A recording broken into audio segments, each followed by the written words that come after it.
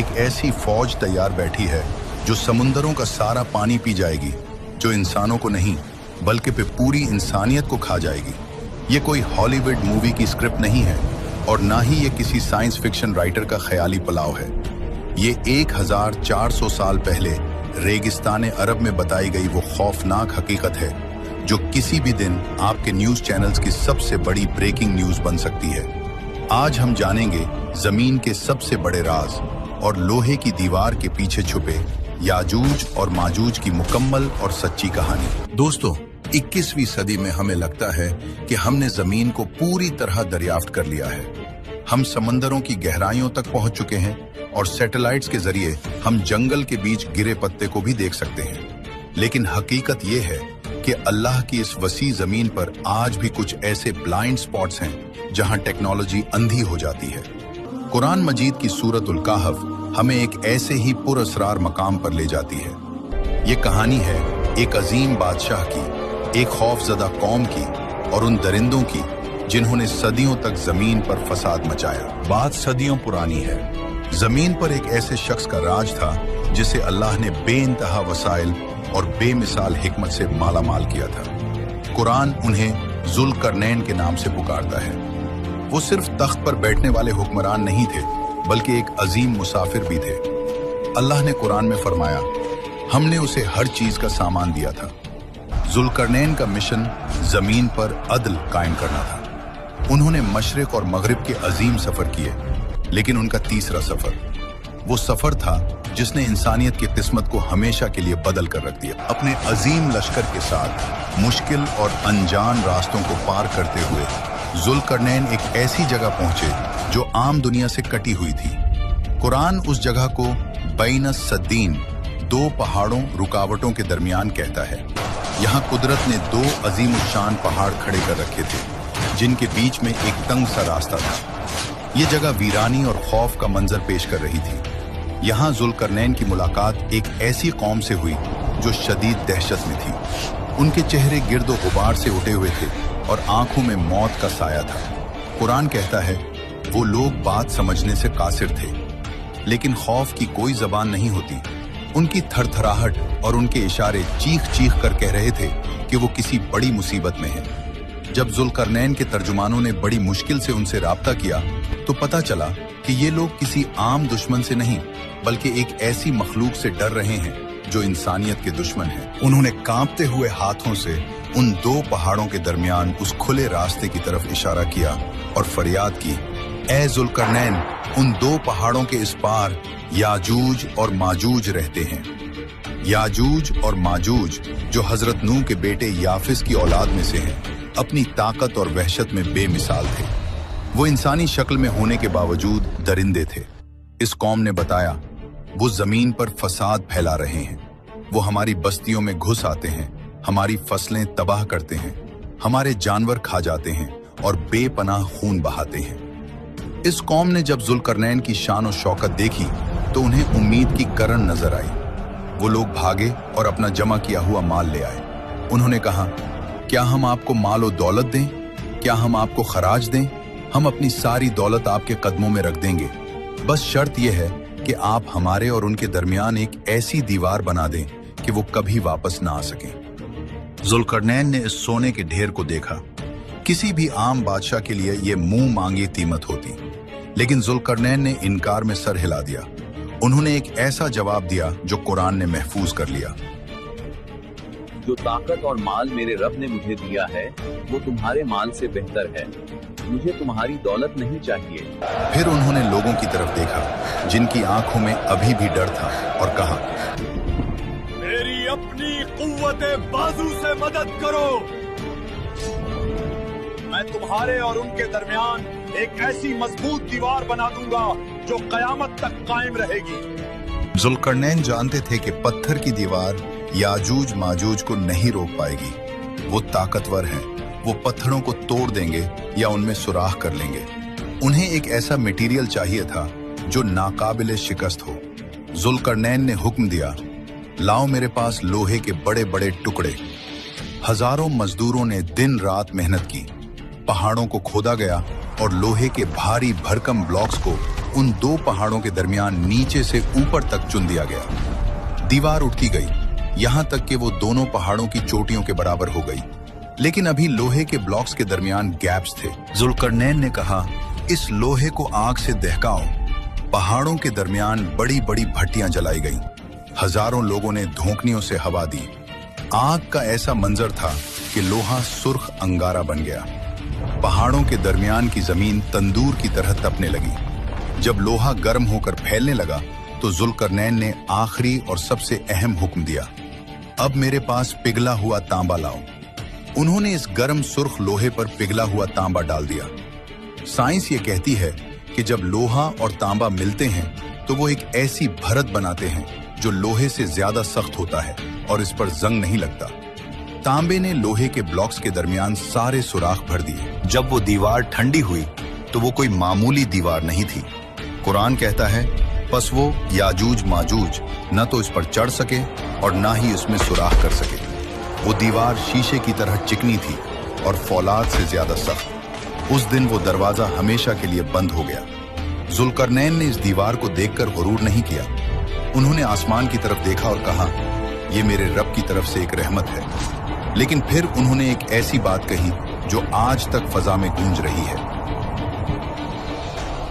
लेकिन जब मेरे रब का वादा आएगा तो वो उसे रेजा रेजा कर देगा।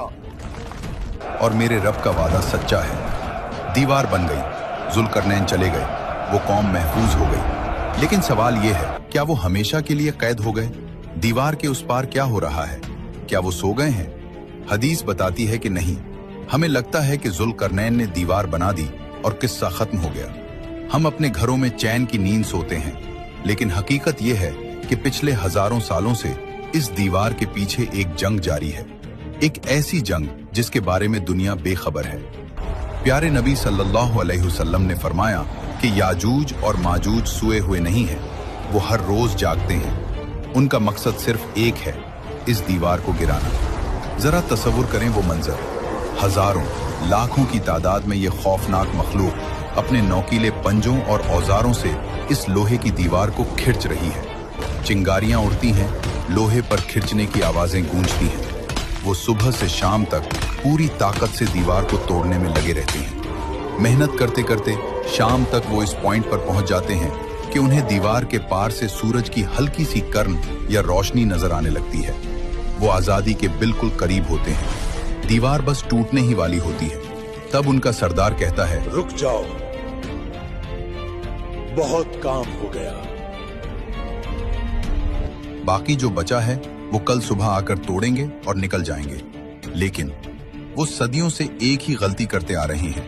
वो इंशाअल्लाह, अगर अल्लाह ने चाहा, कहना भूल जाते हैं। जब वो रात को सो जाते हैं तो अल्लाह की कुदरत हरकत में आती है। रातों रात वो टूटी हुई दीवार वापस जड़ जाती है। सुबह जब वो उठते हैं तो हैरान रह जाते हैं। दीवार पहले से भी ज्यादा मजबूत और सख्त हो चुकी होती है। सदियों से यही खेल चल रहा है, रोज खोदना, रोज इंशाअल्लाह भूलना और रोज अल्लाह का इस दीवार को वापस जोड़ देना। ये अल्लाह का निजाम है कि जब तक वक्त नहीं आएगा ये सैलाब रुका रहेगा। लेकिन दोस्तों, हर कैद की एक मुकर्ररा मुद्दत होती है। कोई जंजीर हमेशा कायम नहीं रहती। एक दिन आएगा जब दज्जाल का फितना खत्म हो चुका होगा। जमीन पर हजरत ईसा अलैहिस्सलाम का राज होगा। दुनिया अमन महसूस कर रही होगी। इसी शाम याजूज माजूज दीवार खोदेंगे।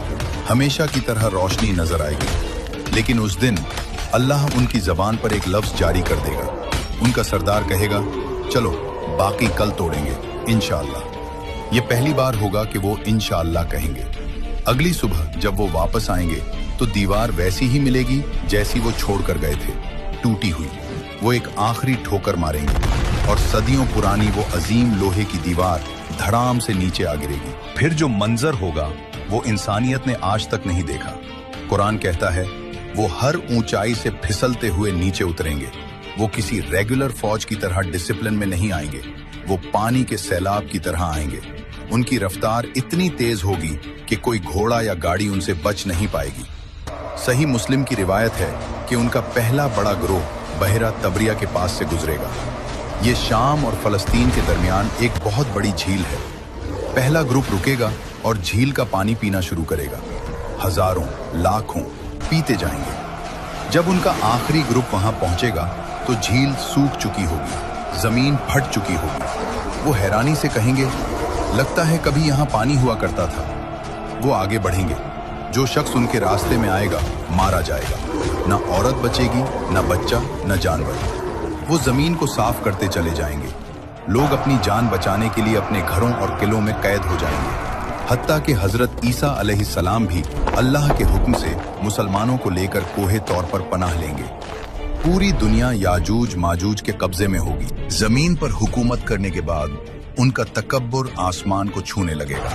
वो कहेंगे, हमने जमीन वालों को खत्म कर दिया, आओ अब आसमान वालों को कत्ल करें। वो अपने तीर और नेज़े आसमान की तरफ फेंकेंगे। अल्लाह उन्हें ढील देगा। उनके तीर खून में लिपटे हुए वापस आएंगे। वो खुश होंगे और जश्न मनाएंगे कि हमने आसमान वालों को कत्ल कर दिया है। उस वक्त हालात निहायत सख्त होंगे। खाने की ऐसी कमी होगी कि एक बैल का सर भी 100 दीनार से ज्यादा कीमती समझा जाएगा।